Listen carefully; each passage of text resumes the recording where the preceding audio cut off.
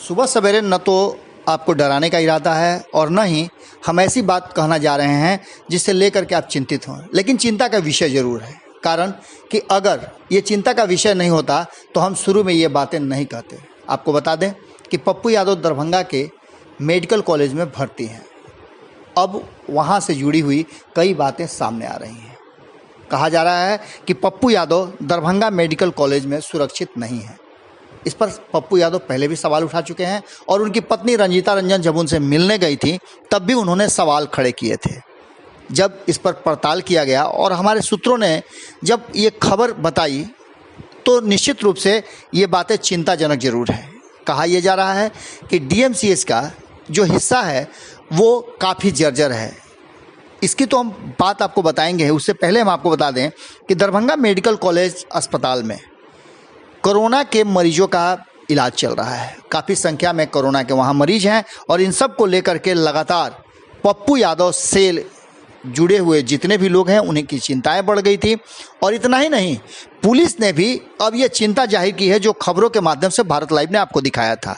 सुबह सवेरे अगर आप पप्पू यादव के समर्थक हैं तो आपके लिए भी ये खबर है कि जो चिंता कर रहे थे पप्पू यादव या उनके परिजन वो निर्मूल नहीं है। अब एक रिपोर्ट आई है जिसमें दरभंगा के सारे नियमों और निर्देशों का ताक पर रखकर डीएमसीएच के जर्जर सर्जिकल भवन में मरीजों का इलाज हो रहा है।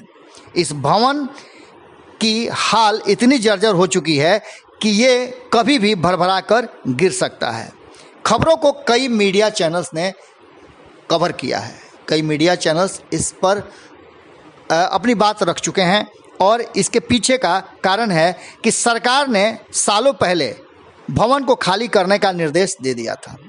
अब आप समझ सकते हैं कि जब इसे खाली करने का निर्देश दे दिया गया था तो फिर इसमें इलाज क्यों चल रहा है। और पप्पू यादव जो कि लगातार उनके गिरफ्तारी पर सवाल खड़े हो रहे हैं, सरकार की मंशा पर सवाल खड़े हो रहे हैं, प्रशासन के मंशा पर सवाल खड़े हो रहे हैं और उनके परिजन तो चीख चीख कर कह रहे हैं। अब इतना ही नहीं, पप्पू यादव को जैसे ही अस्पताल से बाहर निकालकर एक निजी अस्पताल में ले जाया गया जांच के लिए, जरूरी जांच थे जिसे कराना था, उसके लिए ले जाया गया तो आपने स्पष्ट तौर पे सुना कि जो उनके सुरक्षा कर्मी हैं, सुरक्षा में लगे लोग हैं, वो भी चिंता जाहिर कर रहे थे कि अगर स्थिति यही रही तो पप्पू यादव को कोरोना मत हो जाए। इन सब बातों के बीच में आपको जो खबर हम बता रहे हैं उसके अनुसार सरकार ने इस भवन को खाली करने का निर्देश दिया था, लेकिन आज भी इस बिल्डिंग में मरीजों के जान के साथ खिलवाड़ करके इलाज हो रहा है। इस बात पर अब सरकार का ध्यान जाता है या नहीं जाता है ये तो अलग बात है, पर पप्पू यादव ने बेहतर इलाज और यहाँ की व्यवस्था को देखकर पहले ही चिट्ठी लिख दी थी सुप्रिटेंडेंट सहित सरकार के महकमे को कि उन्हें जितना जल्दी हो सके उतना जल्दी यहाँ से बाहर निकाला जाए। उन्होंने तो दिल्ली जाने की बात की थी, लेकिन जो हमारी सूचना है उसमें अभी तक सरकार ने फैसला किया है कि पप्पू यादव को पटना लाया जाएगा। अब देखना है कि क्या कुछ फैसला सरकार करती है या फिर प्रशासन और अस्पताल प्रशासन करता है। लेकिन इतना तय है कि जो सूचना हमारे तक आ रही है, जो सूत्र हमारे बता रहे हैं, उसके अनुसार दरभंगा मेडिकल कॉलेज की स्थिति ठीक नहीं है और पप्पू यादव वहां सुरक्षित नहीं है। जुड़े रहें भारत लाइव के साथ, खबरों का यहाँ से सिलसिला लगातार जारी रहेगा।